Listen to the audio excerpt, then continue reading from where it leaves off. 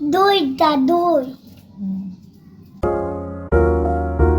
আসসালামু আলাইকুম আপনাদের সবাই স্বাগতম রেকর্ড বা আফ্রিজানগর ফ্লাস জুমা মোবারক। তো মর্নিংয়ে আমি কুকিং করতে বসে যাব। সো যেহেতু গরম স্টার্ট হয়ে গিয়েছে, একটু লাইট খাবার, একটু মানে ঝোল জাতীয় খাবার খাওয়াটাই আমি মনে করি বেস্ট। তো আমি প্রথমে শাক আর ডিম ভুনা করে নিচ্ছি। তো এখানে আমি তেল দিয়ে দিচ্ছি, তেল দিয়ে আমি এখন শাকগুলোকে ভাজি করব। এদিকে ডিম অলরেডি পানিতে দিয়ে দিচ্ছি, ডিম ছিলার জন্য দাঁড়িয়ে আছে পাগলি। আর এখানে আমি মশলা অলরেডি কষিয়ে নিচ্ছি, দেখতে পাচ্ছেন। এক হাতে কাটতেছি, আরেক হাতে দিচ্ছি। সো এখানে আমি কুমড়াটা দিয়ে দিচ্ছি। কুমড়া আমি আসলে প্রত্যেক সপ্তাহে খাই, কুমড়া আর পেঁপেটা, কারণ আমার সকালের নাস্তা হিসাবে এটা খুবই কাজে লাগে। সকালে আমি ডিম দিয়ে এটা চালিয়ে দিই। সো হেভি কোনো নাস্তা করি না, যেমন অনেক রুটি বা ভাত এসব জিনিস আমি আসলে খাই না। সো ডিম দিয়ে আর কুমড়ো আর পেঁপে এগুলোই আমার চলে যায়। সো এখানে অলরেডি কুমড়ো ভাজি হয়ে গিয়েছে, পেঁপেটাও রান্না হয়ে গিয়েছে। দেখতে পাচ্ছেন কতটা সুন্দর করে রান্না করেছি, কারণ আমি স্পেশাল রাঁধুনি বলে কথা। সো এখানে আমি অলরেডি আদা পেঁয়াজ দিয়ে দিয়েছি, অ্যান্ড দিয়ে দিয়েছি হলুদ, মরিচ, জিরা, ধনিয়া সব কিছু আমি এখানে অ্যাড করে দিয়ে দিব। আসলে যে কোনো মশলা কষিয়ে রান্না করার মধ্যে মজা থাকে অন্যরকম, স্বাদ থাকে অন্যরকম। সো আমি কখনো কখনো মাছ ফ্রাই করি, কখনো কখনো মাছ ফ্রাই করি না। তো আজকে আমি মাছটা ফ্রাই করে দিচ্ছি, কারণ সবসময় মাছ ফ্রাই খেতে ভালো লাগে না। কার কেমন লাগে আমি জানি না, বাট আমার সবসময় মাছ ফ্রাই খেতে একদমই ভালো লাগে না। That's why. তো যাই হোক, আজকে একটু ফ্রাই করে রান্না করব। সো যেহেতু শসার বেগুন রান্না করব, ফ্রাই করে দিলে আমার জন্য ভালো হবে।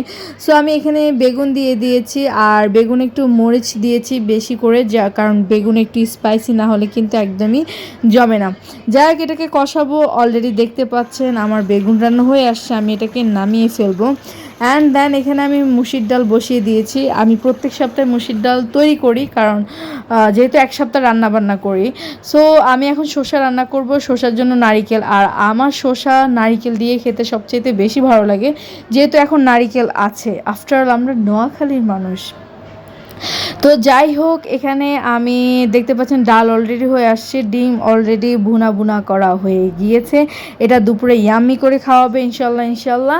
অ্যান্ড দেন শসাটাও রান্না হয়ে আসছে, দেখতে পাচ্ছেন নারিকেল মাছের মাথা দিয়ে শসাটা রান্না করলাম, জাস্ট ওয়াও। সো আর এখানে হচ্ছে যেহেতু এত বড় রুই মাছ নিয়েছে, সো রুই মাছটাকে আমি একটু মাখো মাখো করে রান্না করেছি। আর এটা যেহেতু পোলট্রি, দ্যাটস ওয়াই এটাকে একটু ফ্রাই করে রান্না করব, কারণ পোলট্রি না আপনি এমনিতে রান্না করলে ভালো লাগে, একটু ফ্রাই করবেন, দেখবেন জাস্ট ওয়াও। আর এটা হচ্ছে আমার ফ্রোজেন অনেক ধরনের ভেজিটেবল, দেখতে পাচ্ছেন সিম আমি কত সুন্দর করে রেখেছি, একদম মনে হচ্ছে যেন কি বলবো টাটকা।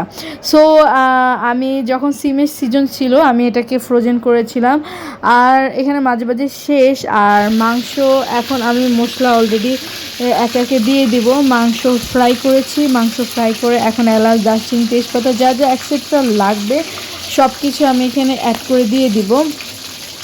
অ্যান্ড দেন আমি চাইনিজ ভেজিটেবল যেহেতু রান্না করব, সেহেতু আমি সব ভেজিটেবল যেহেতু হার্ড যেগুলা, সেগুলো আপনাকে আগে ফার্স্টে দিতে হবে।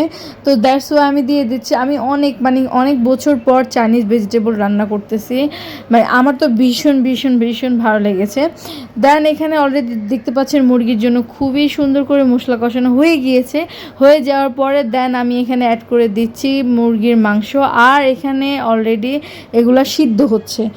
আর এখানে দেখতে পাচ্ছেন আমার মুরগির মাংস রান্না হয়ে গিয়েছে, এটা খুবই ইয়াম্মি ছিল, মাখো মাখো। চাইনিজ ভেজিটেবলও হয়ে গিয়েছে।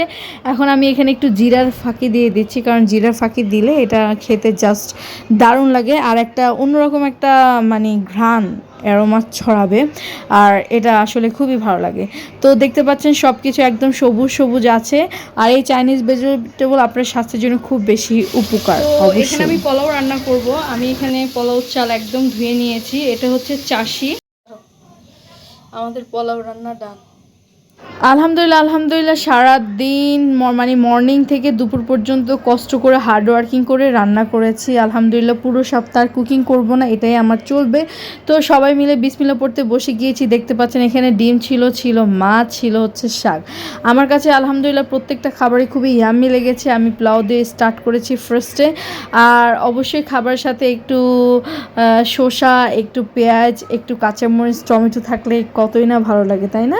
খুবই ইয়াম্মি লাগে।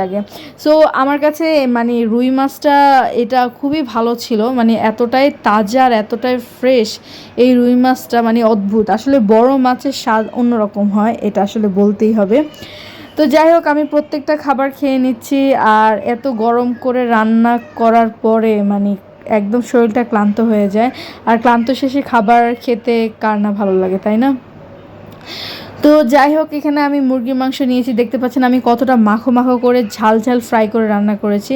আপনারাও প্লিজ এভাবে ট্রাই করতে পারেন, কারণ এভাবে মুরগির মাংস রান্না করলে মানে পোলট্রি কখনো কখনো, তাহলে কিন্তু আপনার মানে টেস্ট দ্বিগুণ হয়ে যাবে। খুবই ইয়াম্মি লাগবে, ট্রাস্ট মি। আপনারা অবশ্যই এটা করে দেখতে পারেন। একদম ফ্রাই করে ফার্স্টে, দেন সব মশলা দিয়ে একদম মশলা পানি রাখবেন না, একদম কষিয়ে ফেলবেন।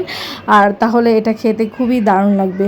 তো ডাল দিয়েও খেয়ে নিচ্ছি, যেহেতু গরম পড়েছে তাই দই বানিয়েছি, নিজের হাতের দই। এটা না খেলে তো একদমই হবে না। সো সেহেতু আমরা দইটা খেয়ে নিচ্ছি। আমার হাতের দই আমার ভীষণ ভালো লাগে, খুবই এনজয় করতেছি সময় মিলে দইটা। সব খাবার শেষে যখন আপনি এই ধরনের একটা খাবার খাবেন তাহলে দেখবেন ভালো লাগে। কেমন লাগছে জানাবেন, আল্লাহ বাই বাই।